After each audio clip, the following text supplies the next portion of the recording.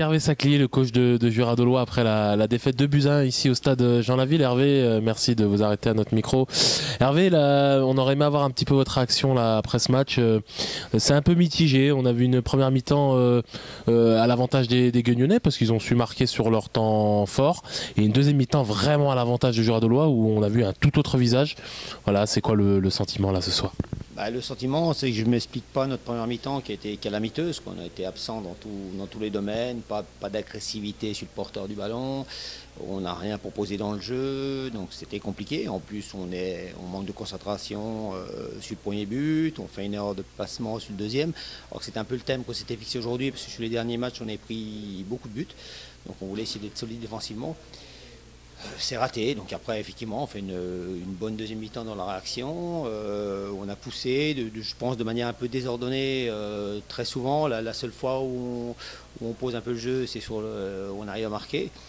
Voilà, je pense que bon, on aurait pu prendre le point du match nul, mais on a tellement mal commencé le match qu'on s'est quand même mis un petit peu une balle dans le pied, c'est difficile après de rattraper le coup, quoi. Qu'est-ce qu'il a manqué forcément à Jura-Dolois là en cette fin de match? Un petit peu de réussite aussi. On n'était pas loin du second but au final. Vous auriez pu faire match nul, vous le dites, et Guignon aurait pu concéder un point, mais voilà, ce soir Guignon est vainqueur et Jura-Dolois est perdant. Qu'est-ce qui manque à Jura-Dolois justement en ce moment là, ce petit brin de réussite? Ouais, je ne sais pas si c'est de la réussite. On est une équipe jeune, donc peut-être aussi un petit peu d'expérience par moment. Je dis, ce qu'on a fait en deuxième mi-temps est intéressant dans les intentions. On a été beaucoup plus dynamique, mais bon, c'était compliqué d'être moins dynamique qu'en première mi-temps. Et après, je dis, on l'a fait d'une manière un petit peu désordonnée, peut-être un peu trop dans l'excitation. Je pense qu'en étant un petit peu plus posé sur certaines situations, on a peut-être pu avoir encore un petit peu plus de situations intéressantes.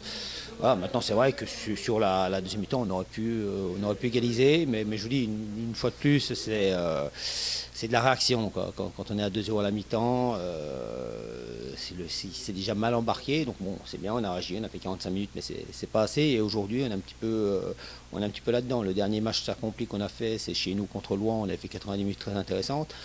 La semaine dernière à Dijon, on a fait un match très moyen. On avait été très moyen à la Charité avant. Voilà, donc il faut qu'on fasse plus et qu'on fasse plus sur 90 minutes en permanence, quoi. Justement, la Jura-Dolois est bien classé cette année, hein. C'est un classement qui est plus que correct, avec des performances plus que correctes.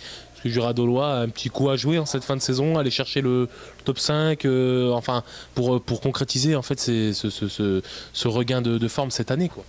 Nous, c'est notre objectif de début de saison. L'an dernier, on était promu, on a fini un petit peu premier de la deuxième partie de championnat, parce que le championnat était scindé en deux l'an dernier.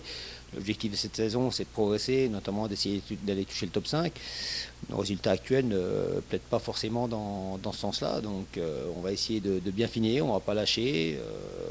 On savait là qu'on avait un enchaînement de matchs, on jouait Louhans, on jouait Dijon, on venait à Guignon, donc c'est des équipes de haut tableau, contre lesquelles dans le jeu, souvent on a existé, mais malheureusement les résultats ne sont pas au rendez-vous. Donc ça veut dire qu'on a encore une marge de progression qui est là et qu'il faut qu'on aille chercher. Mais c'est clair qu'on va essayer d'aller chercher la 6e ou la 5e place, même si maintenant, notamment par rapport à Guignon, qui je pense va jouer la montée, il y a un écart qui se fait, quoi. Voilà, donc, mais 6e, 5e, ça serait un bon résultat pour nous sur la saison, quoi.